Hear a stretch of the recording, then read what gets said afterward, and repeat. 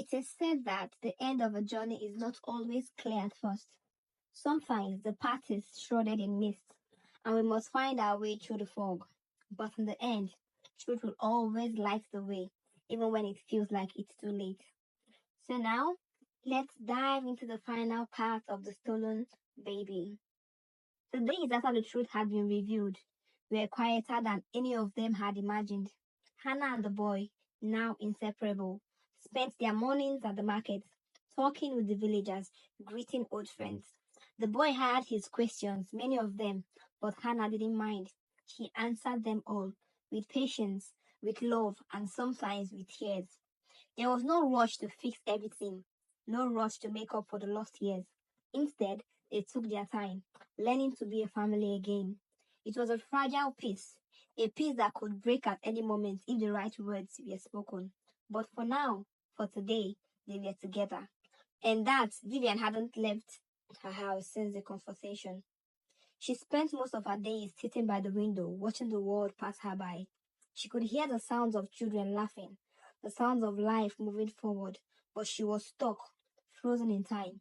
She hadn't spoken to Kelvin since that day. Her heart ached with the emptiness of her choices. She had wanted so badly to be loved, to be needed, that she had taken everything into her own hands. She had stolen a child. She had stolen a future. She thought she was doing the right thing, but now all she had was regret and the memories of a life she had ruined. At night, when the village was quiet, she would cry. For the boy, for Kelvin, for the life she could never have. Kelvin had spent the last few days in haze. The weight of what had happened had been crushing, and the truth was still settling in his chest. He couldn't pretend like everything was fine. He couldn't ignore what he had done. He had failed.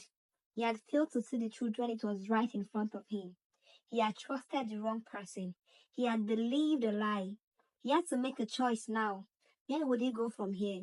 He walked down the familiar path to Hannah's store. His heart felt heavy, but his steps were certain. He had no more excuses. He had to face the truth. He had to make amends. When he reached her, she was standing with the boy, the two of them talking with a vendor in the market. The sight of them together was more than he could have ever imagined. It felt right. It felt real. He stood there for a moment, watching, and then, without a word, he walked over to them. Hannah looked up when she saw him, her face neutral. There were no angry words. There was no judgment. She just looked at him, and in her eyes, she saw the pain, the years of waiting, the hope that had finally been realized, but he also saw forgiveness. He stood in front of her, taking a deep breath. I don't deserve your forgiveness, he said softly. I don't deserve a second chance. But I can't go on pretending like I don't feel something. I was blind, and now I see everything. I see the truth. I see you, Hannah. The boy standing beside her looked up at Kelvin. Is this my father? The boy asked, his voice full of curiosity, but with a hint of hope. Hannah's eyes softened as she placed a hand on the boy's shoulder. You don't have to answer that right now, Kelvin, she said quietly. You don't have to decide anything today. But Kelvin shook his head. No, I have to. I need to. I want to be here. I want to be part of this, no matter how much I've hurt you. Hannah looked at him, searching his eyes. She could see the sincerity in them. And maybe, just maybe, she could see the man he had the potential to become. It's not going to be easy, she said gently. It will take time. We can't rush this. I know, he said, voice thick with emotions, but I'm willing to try. For you, for him, for us. The boy looked between them, a smile spreading across his face. I want a family, he said simply. I want us to be together. Vivian had finally left her house. The cold, dark walls that had been her refuge for so long no longer held her. She needed to face the world, even if it meant facing the consequences of everything she had done. She walked slowly through the village, her eyes downcast, as if she were afraid to look at anyone. But then she saw them, Hannah, Kelvin, and the boy. They were standing together, talking, laughing. It was a family that she had once thought she could destroy. But now she saw what she had missed. The love, the connection, the hope. Vivian stopped in her tracks, standing on the edge of the village square.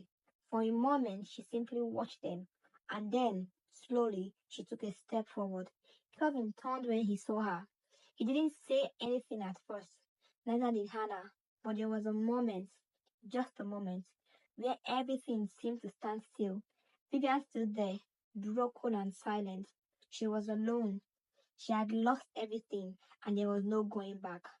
I'm sorry, she whispered. I don't expect anything from you, but I need you to know that I never meant for it to be like this. Hannah looked at her, her eyes filled with something that wasn't anger. Maybe it was pity. Maybe it was sympathy. I know, she said softly. I know, but the damage is done. Vivian nodded, tears welling in her eyes. She turned and walked away, disappearing into the distance, her footsteps echoing softly in the empty square. The days grew warmer.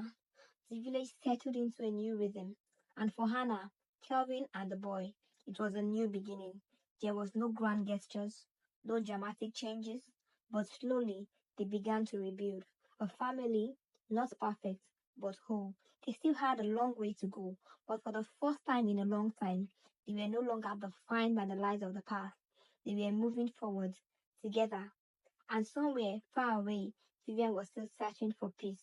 She would never find it, or perhaps, in time, she would learn to leave the choices she had made. And those were wrong choices. I hope you learned something from this story. It pays to be good. It pays to be kind. Wickedness takes us nowhere. But love would always win.